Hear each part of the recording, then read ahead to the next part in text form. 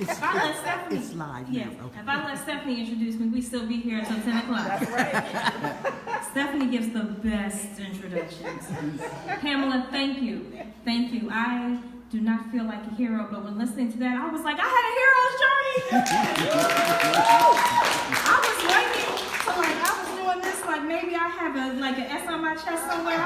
I was waiting to see if I got a costume. Could someone hook me up with a costume? Get you a cake. A cake? I mean, a cake. I do have a pink cake. It looks really amazing. So, thank you all for being here. Thank you for being here because when we set up this date, we did not know if today was going to be, I guess I'll put it two ways. There are two ways you handle events like this in your campaign. One is, this is my final hurrah and my end to my campaign where I retire all debt and say thank you for your help. The other is the kickoff to my campaign where I say we are moving forward and this is a glorious, glorious beginning. And honestly, I still don't know where I am. And I say that because the first thing that I was doing in this was seeking the endorsement of the Democratic Party. I thought that I would love for the party to support me and say that I am going to be one of their candidates and they would choose me. Like, I feel like Meredith Grey, choose me, pick me. And I told my mother, because my mother is always very proud of me. But you know your parents are proud of you, right? And I said, you know, the thing is I never do anything that I don't know that I can succeed at. Now, it seems odd to all of you because I have a lot of successful things, right? Like I got a college scholarship and I got a fellowship to Georgetown. I have a graduate degree from Georgetown, a law degree, and I started my own practice. But here's the thing that you don't understand. In each one of those things, I knew I could be successful because it depended on me.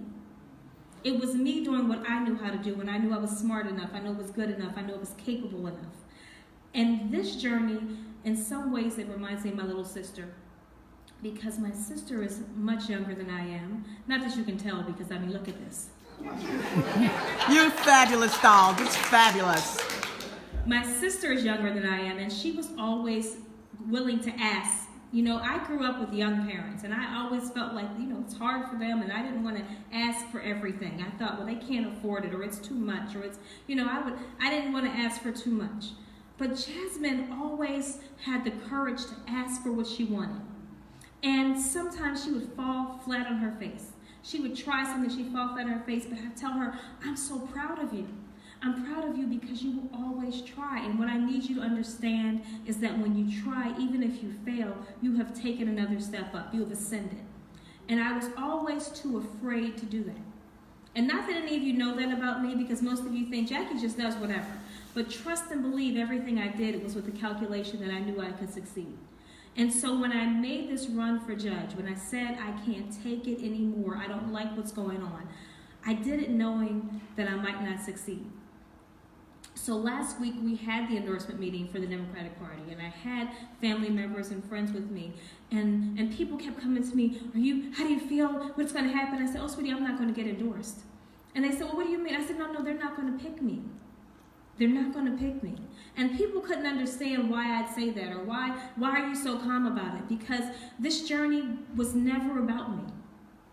You see, I never wanted to be the candidate because it takes so much to put your self out there and be, you kind of have to have a big head and you have to think you're wonderful and great. But that's not why I decided to run for judge. I didn't run for judge because I wanted to give my business. Things were starting to go in the direction I like. I was getting more likes and I was getting more work that I enjoyed, and I was getting a reputation for the type of work that I did. I didn't want to give up my practice when I said I started to run for judge. I didn't do it for me. I did it because I got sick of walking to a courtroom with vulnerable people and watching those who had power treat them as if they were nothing. I got sick of telling people, they will arrest you, but they're not going to arrest me. So let me say what I need to say.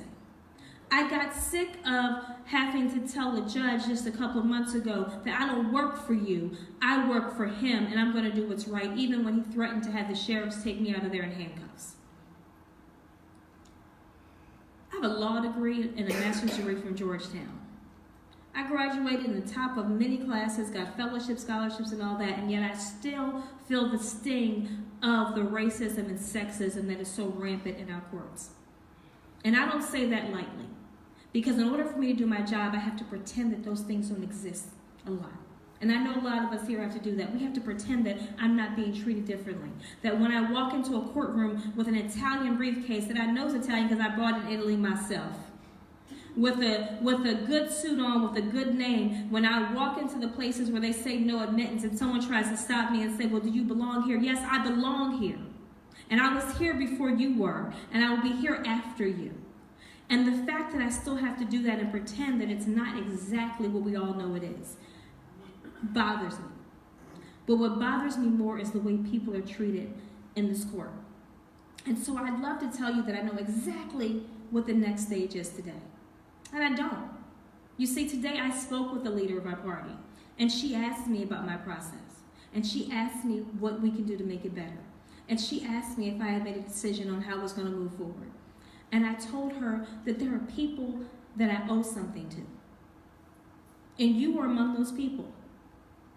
I owe something to you because I asked you to believe in me. I asked you to go on this journey with me. I asked you to give me your money, your time, your thoughts, your feelings, your prayers, your help, and your hope. And I will not give up on this campaign until we've done what we need to do. And what we need to do is be satisfied that the people who will be on this court are doing it for us. For those of us who are vulnerable. Because when people look at me, they don't see my vulnerability. They see my Georgetown law degree. They see the fact that I'm an attorney. They see the fact that I have what they think is probably more than what they have, which is not, because I don't charge that much, I mean. What they don't see is the teenage girl and boy who found out that they were going to have a child in the city of Chester. What they don't see is the names that they were called.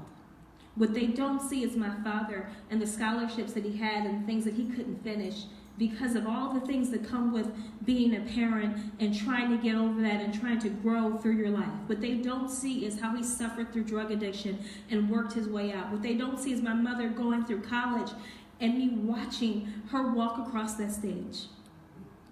You see, I don't do this for me. I do it for you.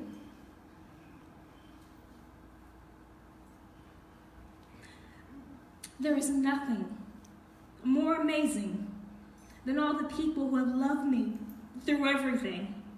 When I didn't know how to love myself the right way. When I didn't know how to treat people the right way.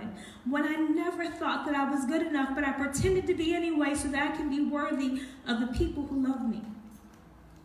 This race isn't for me. It isn't about me. And whether or not I'm standing there at the finish line, I will raise my voice, the one that God gave me, until people stand up and do what's right for the least of us. Because guess what? I've been the least of us. And I've been brought to a mountain. I've been brought to a mighty high place. And I will not stand still while the people in power continue to devalue the least, the last, and the lost. So I'm going to be very clear. This is not over for me until people stand up and tell the judges in the Court of Common Pleas of Delaware County that this county doesn't belong to you, it belongs to the people.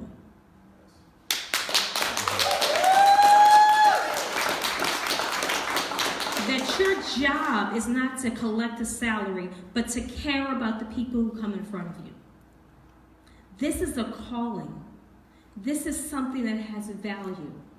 And it is about more than going in and how to get your money back if you have a fight, or how to fight over who has custody, or who needs to go to jail or who doesn't. This is about lives, and this is about souls. And if we do not care about lives, if we do not care about souls, we don't deserve this job. And so, like I said, this may not be my time. Even though we think it's time, and we've said that, this may not be my time. It may be too early for people to be ready for the radical message that I'm saying. It may never come to that.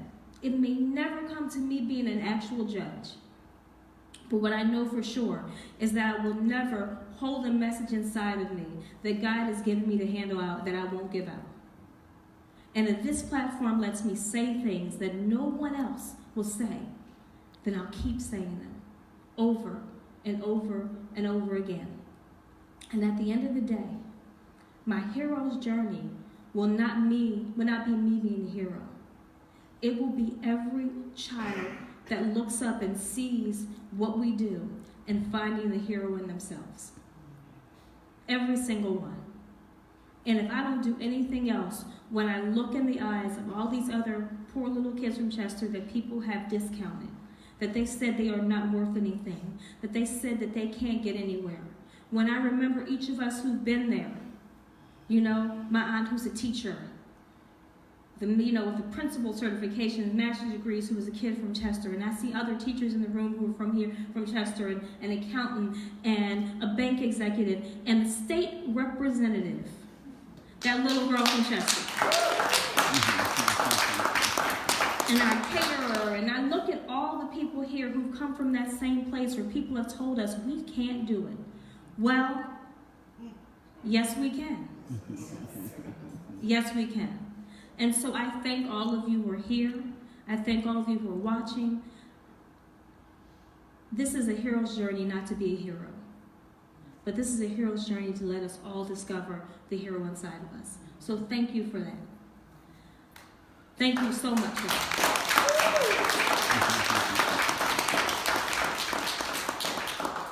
So I think either Dina or Stephanie needs to talk now, because there's only so much that I can say and I can't. So I said it. Thank you all so much.